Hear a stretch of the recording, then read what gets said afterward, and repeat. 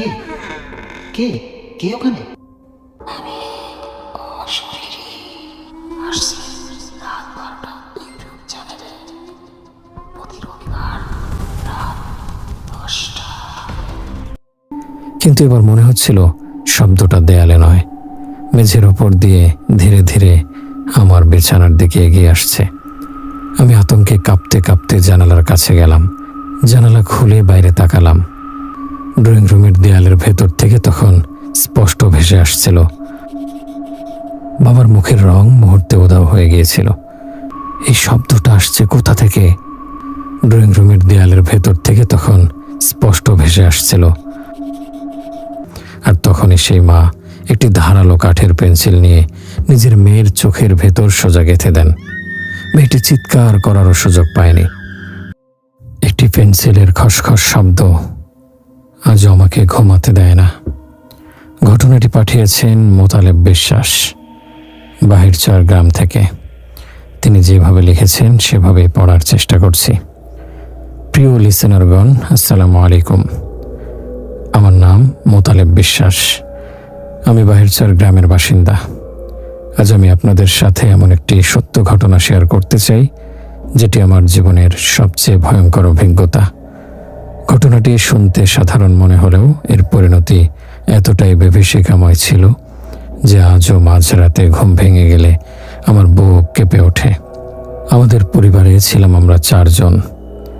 আমার বাবা আব্দুল করিম বিশ্বাস, মা রওশনারা বেগম, আমার ছোট বোন মিম এবং আমি। গত বছর আমরা পাবনা শহরের একটি পুরনো বাড়ি ছেড়ে নতুন বাসায় ওঠার সিদ্ধান্ত নিই। পুরনো বাড়িটা ছিল প্রায় 20 বছরেরও বেশি পুরনো। দেয়ালের প্লাস্টার খসে পড়ত, বর্ষাকালে ছাদ দিয়ে পানি চুয়ে পড়ত। দূর থেকে দেখলে মনে হতো যেন বহুদিনের পরিত্যক্ত কোনো বাড়ি। অথচ আশ্চর্যের বিষয়, সেখানে টানা 4 বছর থাকার পরও আমরা কখনো কোনো অস্বাভাবিক বা ভৌতিক ঘটনার মুখোমুখি হইনি। তাই যখন ঈশ্বরদীর একটি নতুন 4তলা ভবনের 2য় তলার ফ্ল্যাট ভাড়া নিলাম, তখন আমাদের সবার আনন্দের সীমা ছিল না। কিন্তু নতুন বাসায় ঢোকার প্রথম মুহূর্তেই একটি অদ্ভুত জিনিস আমাদের নজরে পড়ল। ড্রয়িং রুম, করিডোর, এমনকি বারান্দার কোণেও ছড়িয়ে ছিটিয়ে রাখা ছিল অসংখ্য মূর্তি ও ভাস্কর্য। কিছু ছিল মাটির তৈরি বিকৃত মুখের পুতুল, কিছু ছিল পাথরের ভাঙা মানব মূর্তি, আবার কিছু ছিল কাঠের তৈরি অদ্ভুত আকৃতির অবয়ব। সবচেয়ে ভয়ের বিষয় ছিল মূর্তিগুলোর মুখ যেন ঘরের অন্ধকার কোণগুলোর দিকে তাকিয়েছিল, যেন তারা কোনো কিছু পাহারা দিচ্ছে। প্রথম দেখায় আমার শরীর শিউরে উঠেছিল, কিন্তু নতুন বাসায় ওঠার আনন্দে আমরা বিষয়টিকে গুরুত্ব দেইনি। ভেবেছিলাম আগের ভাড়াটিয়ার হয়তো অদ্ভুত কোনো শখ ছিল। প্রথম 4-5 দিন সবকিছু স্বাভাবিক ছিল। তারপর শুরু হলো সেই অভিশপ্ত ঘটনা। এক রাতে খাওয়া দাওয়া শেষে আমি নিজের ঘরে বসে ল্যাপটপে কাজ করছিলাম। রাত তখন প্রায় 1:30টা। হঠাৎ খুব মৃদু একটা শব্দ কানে এলো। মনে হচ্ছিল কেউ যেন পেন্সিল দিয়ে দ্রুত কোনো খাতায় লিখছে অথবা দেয়ালে হেজেবেজে আঁকছে। প্রথমে ভেবেছিলাম ইঁদুর হবে, কিন্তু পরের রাতেও একই সময়ে একই শব্দ ফিরে এলো। তারপরের রাতেও। দিন যত যাচ্ছিল শব্দটা তত জোরালো হয়ে উঠছিল। এক রাতে শব্দটা এতটাই স্পষ্ট হয়ে উঠল যে মনে হচ্ছিল আমার ঘরের দেয়ালের ঠিক ওপাশে দাঁড়িয়ে কেউ প্রচণ্ড রাগ নিয়ে পেন্সিল ঘষে চলেছে। আমি সাহস করে ঘর থেকে বের হয়ে বাবা মায়ের রুমের সামনে গেলাম। দরজা আধো খোলা ছিল। ভেতরে উঁকি দিয়ে দেখি বাবা মা দুজনেই গভীর ঘুমে। করিডোর ফাঁকা, তবুও শব্দটা থামছে না। ঠিক তখনই আমার বুকের ভেতরটা বরফের মতো ঠান্ডা হয়ে গেল। যদি সবাই ঘুমিয়ে থাকে তাহলে শব্দ করছে কে? আমি দৌড়ে নিজের ঘরে ফিরে এলাম এবং কাঁথা মুড়ি দিয়ে শুয়ে পড়লাম। কিন্তু শব্দটা থামল না। ভোর হওয়ার ঠিক আগে শব্দটা আচমকা বন্ধ হয়ে গেল। পরের রাতে পরিস্থিতি আরো ভয়াবহ হয়ে উঠল। রাত 2টার দিকে হঠাৎ ঘুম ভেঙে গেল সে একই শব্দে। কিন্তু এবার মনে হচ্ছিল শব্দটা দেয়ালে নয়, মেঝের ওপর দিয়ে ধীরে ধীরে আমার বিছানার দিকে এগিয়ে আসছে। আমি আতঙ্কে কাঁপতে কাঁপতে জানালার কাছে গেলাম। জানালা খুলে বাইরে তাকালাম। চারপাশ ঘন কুয়াশায় ঢাকা। কেউ নেই, কিছুই নেই, শুধু নিস্তব্ধতা আমি ফিসফিস করে বললাম, এই শব্দটা আসছে কোথা থেকে?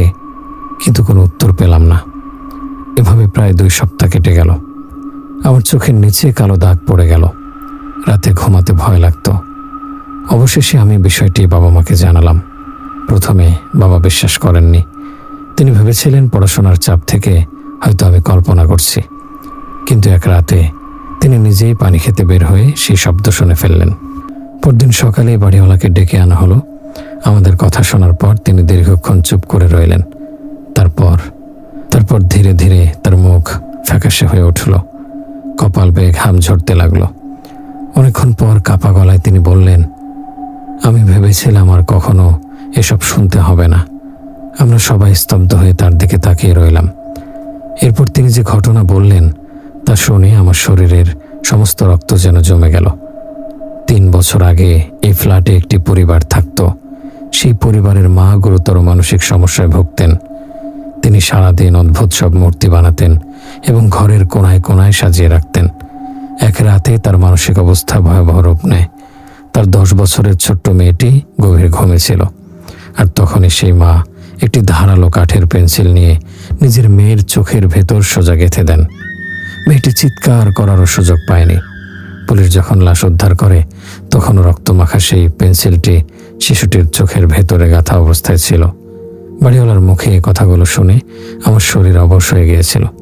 হঠাৎ আমার মাথায় বজ্রপাতের মতো একটা উপলব্ধি আঘাত করল। প্রতি রাতে আমি যে খসখস শব্দ শুনতাম সেটা কোনো ইঁদুরের শব্দ ছিল না। কেউ যেন পেন্সিল চালিয়ে যাচ্ছিল। একটি পেন্সিল, যে পেন্সিল একসময় একটি নিষ্পাপ শিশুর জীবন কেড়ে নিয়েছিল। সেদিন বিকেলের মধ্যেই আমরা আর এক মুহূর্ত দেরি করিনি। সব জিনিসপত্র ট্রাকে তুলে সে অভিশপ্ত ফ্ল্যাট ছেড়ে চলে আসি। আজ 1 বছরেরও বেশি সময় পেরিয়ে গেছে। আমরা এখন অন্য শহরে, অন্য বাড়িতে থাকি। কিন্তু আমি এখনো পুরোপুরি স্বাভাবিক হতে পারিনি। কারণ মাঝরাতে যখন চারপাশ হঠাৎ নিস্তব্ধ হয়ে যায়, যখন বাতাস পর্যন্ত থেমে থাকে, তখন আমার মনে হয় ঘরের কোনো অন্ধকার কোণ থেকে আবারও ভেসে আসছে সেই পরিচিত শব্দ, খসখস খসখস খসখস। আর তখনই মনে হয় সেই পেন্সিলটি হয়তো এখনো লিখে চলেছে কোনো অদৃশ্য দেয়ালের ওপর কোনো অজানা নাম, কিংবা তার পরবর্তী শিকারের গল্প। তো লিসেনারগণ, আজকের ঘটনা এখানেই শেষ। একটি ছোট্ট পেন্সিল, একটি সাধারণ জিনিস, অথচ সেই পেন্সিলকে ঘিরেই ঘটে গিয়েছিল একটি নিষ্ঠুর, হৃদয় বিদারক এবং ভয়ঙ্কর ট্র্যাজেডি। একজন মায়ের মানসিক অসুস্থতা শুধু তার নিজের জীবনই নয়, কেড়ে নিয়েছিল একটি নিষ্পাপ শিশুর ভবিষ্যৎ। এই ঘটনার সবচেয়ে কষ্টের বিষয় হলো, অনেক সময় মানসিক অসুস্থতা আমাদের চোখের সামনে থাকলেও আমরা তার গুরুত্ব বুঝতে পারি না।